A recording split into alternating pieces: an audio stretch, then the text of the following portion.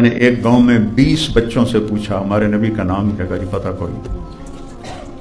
ایک لڑکے سے پھر میں نے پوچھا کلمہ آمدہ ہی آندہ؟ جی میں کہ سنا لا الہ الا اللہ محمد رسول اللہ۔ میں کہا محمد کون ہے؟ کہ جی پتہ نہیں کون ہے۔ یہ تو نماز کا حال کیا۔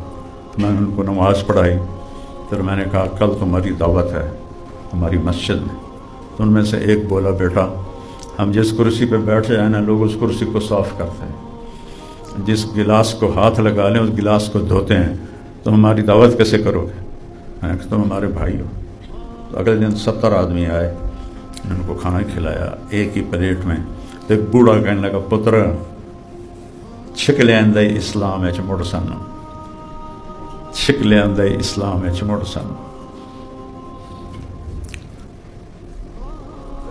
آپ نے آتے ہی سجدہ کیا، جو اعلان ہے کہ نماز، اور جب آپ دنیا سے جا رہے تھے تو آپ کے آخری الفاظ تھے نماز نماز نماز۔ اور اس کے بعد ماں نے اٹھا کے گود میں لیا۔ میں آپ کے علم کی بات کر رہا تھا، تو ایک دم پورے کمرے میں دھند پھیل گئی۔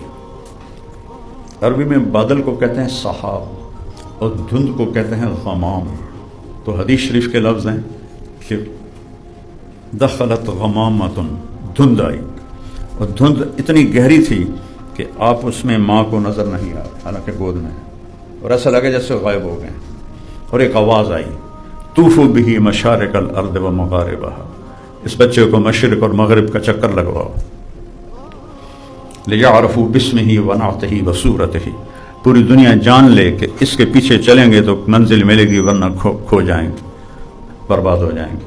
اور اسے آتوہ خلق آدم، اسے آدم کے اخلاق دو، ومعرفت شیس، اور شیس کی معرفت دو، وشجاعت نوح، اور نوح کی شجاعت اور بہادری دو، وخلت ابراہیم، ابراہیم کا خلیل ہونا اس کو عطا کرو، بس اسلام اسماعیل، اور اسماعیل کی قربانی اس بچے کو دو۔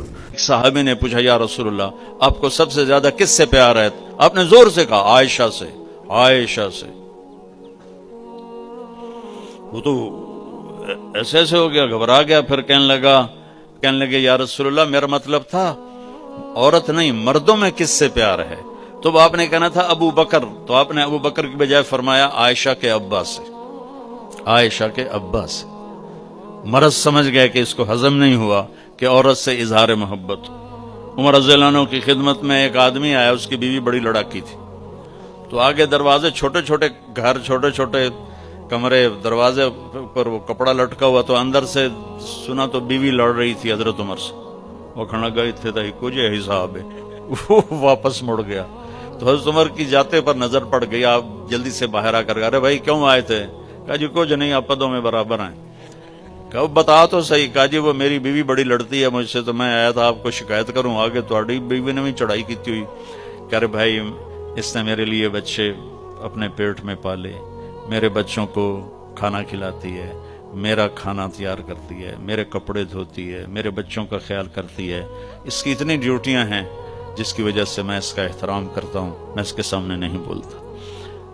تو یہ چند روزہ زندگی کے بعد ایک لمبی زندگی آ رہی ہے، جس میں جب ہم جائیں گے تو موت سے پاک ہو جائیں گے، بڑھاپے سے پاک ہو جائیں گے، بیماریوں سے پاک ہو جائیں گے، دکھ تکلیفوں سے پاک ہو جائیں گے، پیشاب پخانے سے پاک ہو جائیں گے۔ جتنا کھا لو کوئی پخانہ نہیں، جتنا پی لو کوئی پیشاب نہیں۔ ایک ہمارے دوست تھے، ان کے گھٹنے خراب تھے، اللہ کے نیک بندے جا رہے تھے سفر میں، پیاس لگی، آج کا دور تو تھا نہیں، کنویں تک پہنچ، نیچے دیکھا تو پانی بہت نیچے، تو انہوں نے اپنی پگڑی اتاری اور جوتے کو اس کے ساتھ باندھا اور نیچے لٹکایا، تو پانی تک جوتا پہنچ نہیں سکا، تو پریشان ہو کے بیٹھ گئے اب کیا کروں۔ اتنے میں ایک ہرن دوڑتا ہوا آیا، اس نے آ کر نیچے دیکھا پانی، تو ہرن تو وہاں جا نہیں سکتا، تو اس نے یوں اوپر دیکھا، اے پانی والے بے زبان ہوں پانی پلا، تو پانی ابلتا ہوا اوپر اٹھا اور منڈیر کے آ کے برابر لگ گیا۔ ہرن نے پانی پیا، ہرن کی طفیل اس انسان نے پیا، ہرن پیچھے موڑا، پانی نیچے گیا، تو اس کے منہ سے بے ساختہ نکلا کہ میں انسان، میرے لیے تو پانی اوپر نہیں آیا اور یہ جانور کے لیے اوپر آیا۔ غیب سے آواز آئی، تو رسی کا سہارا ڈھونڈتا رہا، اس نے مجھے پکارا، اس نے پانی والے رب کو پکارا، ادعونی استجب لکم، ادعونی استجب لکم، ادعونی استجب لکم۔ کہیں اللہ نے کہا ہے کہ میں تھک پہ ہوں، مینوں نہ سدیا کرو، کسی اور کو جایا کرو؟ ان الذین تدعون من دون اللہ لن یخلقوا ذبابا ولو اجتمعوا لہ۔ کیا قرآن نے خوبصورت مثال دی ہے۔ میرے بندو ایک چھوٹی سی مثال دیتا ہوں، میرے سوا جتنی دنیا کے انسان ہیں، میرے نبی نے فرمایا قیامت کے دن میں اٹھوں گا، میرے دائیں طرف سے ابو بکر اٹھے گا، میرے بائیں طرف سے عمر اٹھے گا۔ حضرت بلال کی قبر ملک شام میں ہے، لیکن میرے نبی نے فرمایا بلال میرے قدموں سے اٹھے گا، مدینے سے اٹھے گا۔ ہاں، ہائے ہائے، ہم نے کہا لوگ پیدل چلیں گے، میں براق پہ چلوں گا، بلال میرے آگے سرخ اونٹنی پہ سوار چلے گا۔ جب میدان معاشر میں پہنچیں گے تو بلال اونٹنی پہ کھڑے ہو کے کانوں میں انگلیاں دے کے اذان دے گا۔ وہ اذان بلالی رہ گئی رسم اذان، روح بلالی نہ رہی، فلسفہ رہ گیا تلقین غزالی نہ رہی۔ وہ اذان بلالی ہم سب سنیں گے جب کہیں گے اشہد ان لا الہ الا اللہ، تو سارا میدان معاشر کا مرد عورت کہے گا سچ کہہ رہے ہو۔ جب کہیں گے اشہد ان محمد رسول اللہ، سارا میدان معاشر کا مجمع کہے گا سچ کہہ رہے ہو۔ اس دن بلال کی اذان سننا، وہ غلام ہو کر محبوب ہوئے، حبیب ہوئے، پیارے ہوئے۔ جب ہائے ہائے ظہر کی نماز کی اذان دینے لگے، اللہ کے نبی کا انتقال ہو چکا ہے۔ میرے نبی نے فرمایا تھا ایک وقت آئے گا تمہیں اس طرح کھایا جائے گا جیسے روٹی کھائی جاتی ہے اور ہضم ہو جاتی ہے اور اس کے ٹکڑے ٹکڑے کر دیے جاتے ہیں۔ تو صحابہ نے پوچھا اب من قلت نحن یومئذ یا رسول اللہ، یا رسول اللہ کیا ہم ان دنوں تھوڑے ہوں گے؟ آپ نے فرمایا لا بل انتم یومئذ کثیر، تم بہت بڑی تعداد میں ہوگے، ولکنکم غثاء کغثاء السیل، تم بہتے پانی پر جو کوڑا کرکٹ ہوتا ہے تمہاری وہ حیثیت ہوگی۔ تو کیا خوبصورت تشبیہ دی کہ کثرت ہوگی لیکن اخلاق نہیں ہوں گے، حیا نہیں ہوگا، پاک دامنی نہیں ہوگی، سچائی نہیں ہوگی، جیسے کوڑا کرکٹ پانی میں بہہ کے پتہ نہیں کہاں چلا جاتا ہے، ایسے تم اپنی اخلاقی پستی کی وجہ سے تباہ و برباد ہو جاؤ گے۔ تو بھائیو بہنوں، کوئی حکومت ایسی نہیں ہے جو سچ کو نافذ کر دے، پاک دامنی کو نافذ کر دے، یہ انفرادی ذاتی معاملہ ہے۔ ہم خود اپنی زندگی میں حیا، پاک دامنی، سچائی، رزق حلال، دیانتداری، پردہ، مستورات سے کہتا ہوں پردے کو رواج دیں۔ اللہ تعالیٰ نے اس میں بڑی حکمتیں رکھی ہیں۔ اللہ تعالیٰ ہمیں سچائی نصیب فرمائے، اچھے اخلاق نصیب فرمائے، اور اس بے حیا معاشرے کی اللہ اصلاح فرمائے اور اسے خیر کی طرف متوجہ فرمائے۔ السلام علیکم ورحمۃ اللہ۔ سکھر میں دریائے سندھ کے کنارے وہ تھے، جھگیاں تھیں، خیموں میں پکی باس۔ تو وہ مجھے پتہ چلا کہ یہ سرائکی ہیں، ہماری مادری زبان سرائکی ہے۔ تو میں وہاں چلا گیا، ہماری جماعت تھی مسجد میں نے ان کو جمع کیا اور ان سے تھوڑی بات کی۔ اتنے میں عشاء کی اذان ہوئی، میں نے کہا بھائی کبھی نماز پڑھی ہے؟ کہنے لگے نہیں جی کبھی نہیں پڑھی۔ وضو کرنا آتا ہے؟ کہا جی نہیں آتا۔ تو دریائے سندھ ساتھ ہی بہہ رہا تھا، تو میں نے 2 ساتھی بھیجے، میں کہا اٹھی ہو آج میرے نال نماز پڑھو۔ 70-80 لوگ تھے، سب کو انہوں نے وضو کروایا۔ جب آیا تو کہنے لگے جی ہن کرنا کی ہے؟ میں کہا سوکھا کام ہے، جو میں کراں تسی بس وہ کر دینا، میرے مگر تسی کرنا ہے۔ نہ ان کو اپنے نبی کے نام کا پتہ تھا، نہ کلمے کا پتہ تھا۔ اللہ کی قسم میرے نبی کا فرمان ہے، معاف کرنے سے عزت گھٹے تو مجھ سے لے لو، معاف کرنے سے عزت نہیں گھٹتی۔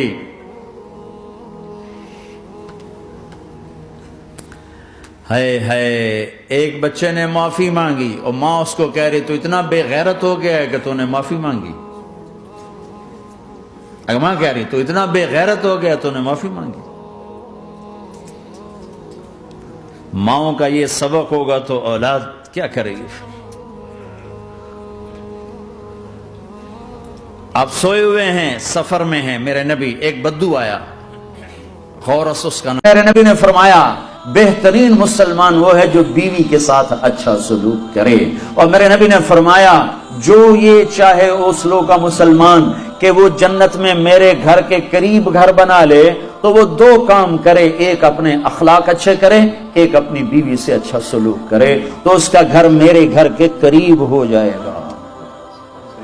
تہجد پڑھے، جہاد کرے، تبلیغ کرے، ذکر کرے، مراقبہ کرے، یہ نہیں فرمایا.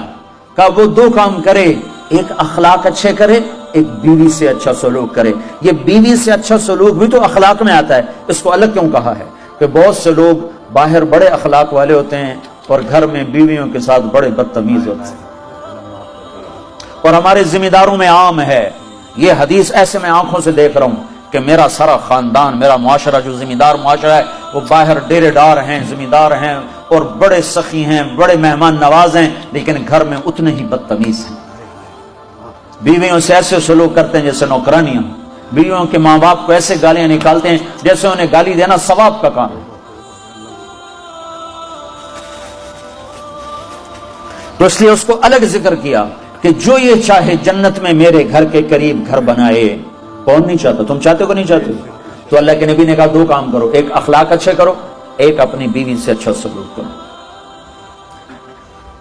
پھر بیویوں کو بھی سمجھایا، برابری توازن قائم کیا ہے کہ اگر میری شریعت میں سجدہ ہوتا تو میں بیوی سے کہتا خامن کو سجدہ کرے. عجب تماشا ہوگا، سارے جنت والے پل صراط پار کر جائیں گے الحمدللہ، اور آگے جنت کے سامنے نظر آئے گی لیکن اس کے گیٹ بند ہوں گے. جہنم میں جب لوگ جائیں گے تو اس کے آٹومیٹک گیٹ کھلیں گے، آٹومیٹک کھلیں گے اور اس کے اندر گرتے چلے جائیں گے. اور جنت کے دروازے پر جائیں گے تو گیٹ بند، سارے گیٹ بند. تو وہ کہیں گے یہ کیا ہوا، دروازے ہی بند ہے، کیا کریں؟ تو ایک طرف دو چشمے ابل رہے ہوں گے. چشموں سے مراد یہ نہیں کہ چھوٹا سا کوئی، وہ اتنے بڑے کہ سارے جنتی اس سے پانی پیئیں گے اور ایک سے وضو کریں گے. جب پانی پیئیں گے تو سینے کا کھوٹ اور پیٹ کا پیشاب پخانا ختم، اور جب وضو کریں گے تو چہرہ صاف ستھرا روشن خوبصورت، داڑھی غائب. جنت میں داڑھی نہیں، جنہوں نے نہیں رکھی انہوں نے رکھنی پہ جاوے. جنت تا پتہ کوئی نہیں، تو جن کی ہے ان کی نہیں ہوگی. اتھے ہی رکھ لو، چنگے رہ جا سو نہ ہوئے تسی اتنے وکھرے وکھرے سارے تو نظر آؤ، پتہ لگے بھی یہ داڑھی مون ٹرے ودن. اور کوئی پنجابی بھی سمجھتے ہو میری؟ اچھا چلو چنگی گل ہے. تو اللہ تعالیٰ کیا صفت، آدم علیہ السلام کا قد 130 فٹ، یوسف علیہ السلام کی خوبصورتی، داؤد علیہ السلام کی میٹھی زبان، ایوب علیہ السلام کا دل، عیسیٰ علیہ السلام کی عمر، محمد مصطفیٰ صلی اللہ علیہ وسلم کے اخلاق، 6 نبیوں کی کوالٹیز کے ساتھ ہمیں حسن بخشے گا. 130 فٹ ہوگا قد، 130 فٹ. چونکہ جنت کی حور اور جنت کا جو سائز ہے 130 فٹ ہے. تم 5 فٹ کے چلے گئے تو جنت کی حور مولی ظہیر کو تو جیب میں ڈالے گی. اللہ فرماتے ہیں میرے محبوب کی امت ہے، ایک فرض کو 70 کے برابر کر دو. اور پھر فرماتے ہیں نفل کو فرضوں کے برابر کر دو. اور پھر فرماتے ہیں جو رات کو تراویح پڑھے گا، دن میں روزہ رکھے گا، آخری رات اسے ایسے دھو دوں گا، دھو کے پاک کر دوں گا کہ اس کے ذمے گناہ کا ایک ذرہ بھی باقی نہیں بچے گا. سب گناہ اللہ تعالیٰ اس کے معاف فرما دے گا. ایک عورت، ایک مرد، میں کہتا ہوں سارے فرشتے، سارے انسان، سارے جنات اور جانور بھی انسان بن کے گناہ کریں قیامت تک نہیں اوپر جا سکتے.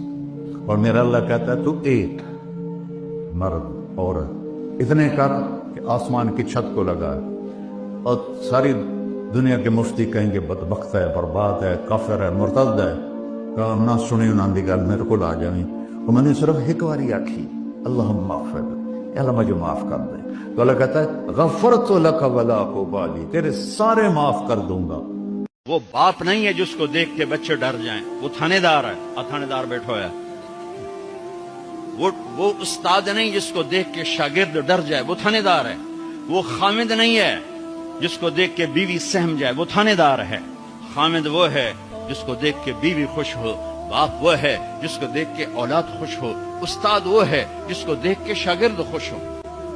اپنے مصنوعی روب جمانا کہ استاد کی ہیبت ہونی چاہیے، ارے ہیبت، محبت ہونی چاہیے، محبت سے علم منتقل ہوتا ہے، ہیبت سے نہیں ہوتا۔ بنو اسرائیل میں ایک نوجوان اپنی بدماشی اور عیاشی کی وجہ سے بہت زیادہ بدنام ہو گیا، تو لوگوں نے اسے گھر سے اور شہر سے نکال دیا۔ شہر سے باہر نکلا، کچھ عرصے بعد کھانے پینے کے اسباب ختم ہوئے تو موت نے آ گھیرا۔ تو جب موت نے پکڑا تو ادھر دیکھا کوئی ہے مددگار نہیں، ادھر دیکھا کوئی ہے کوئی نہیں، تو آگے دیکھا، پیچھے دیکھا، دائیں دیکھا، بائیں دیکھا، کوئی نہیں ہے۔ تو پھر اس نے یوں آسمان کو دیکھا اور کہنے لگا، دیکھ مجھے سب نے چھوڑ دیا ہے، تیرے پاس آنے کا وقت ہے، مجھے معاف کر دے، میں نے تیرے بندوں سے سنا ہے تو بڑا غفور الرحیم ہے۔ جان نکل گئی۔ اللہ تعالیٰ نے موسیٰ علیہ السلام سے فرمایا، موسیٰ میرا ایک دوست وہ جنگل میں مر گیا ہے، جاؤ اس کے جنازے کا انتظام کرو اور اعلان کر دو جو اس کے جنازے میں شریک ہوگا اس کو بھی معاف کر دو۔ لوگوں نے دوڑ لگائی، آگے دیکھا تو وہی نوجوان، موسیٰ یہ تو وہ ہے جس کو ہم نے شہر سے نکال دیا تھا، یہ ایسا ولی کیسے ہو گیا کہ ہم اس کے جنازے میں آئیں گے تو بخشے جائیں گے؟ تو موسیٰ علیہ السلام نے اللہ سے پوچھا، یا اللہ تیرے بندے کہہ رہے ہیں یہ بہت برا ہے، تو کہہ رہا ہے میرا دوست ہے، تو میں کیا کروں؟ جب غصہ چڑھے نا تو چپ ہو جایا کرو، کیونکہ صرف ایک نبی کو یہ طاقت ہے کہ غصے میں بھی صحیح بولتا ہے، ورنہ غصے میں لوگ اپنے گھر اجاڑ کے بیٹھے ہوتے ہیں، غصے میں رشتے توڑ کے بیٹھے ہوتے ہیں، کہ انسان بے قابو ہو جاتا ہے۔ اس سے بہترین بات یہ ہے کہ غصے میں آدمی چپ ہو جائے، ورنہ بڑے بڑے نقصان۔ لقمان علیہ السلام کا فرمان ہے کہ بیٹا میں چپ رہنے پہ کبھی نہیں پچھتایا، میں ہمیشہ اپنے بول پہ پچھتایا، ہمیشہ اپنے بول پہ پچھتایا۔ تو کہنے لگی جب وہ بولتے تھے تو ان پہ ایک نور چھا جاتا تھا، اور جب وہ خاموش ہوتے تھے تو ان پہ ایک وقار چھا جاتا تھا۔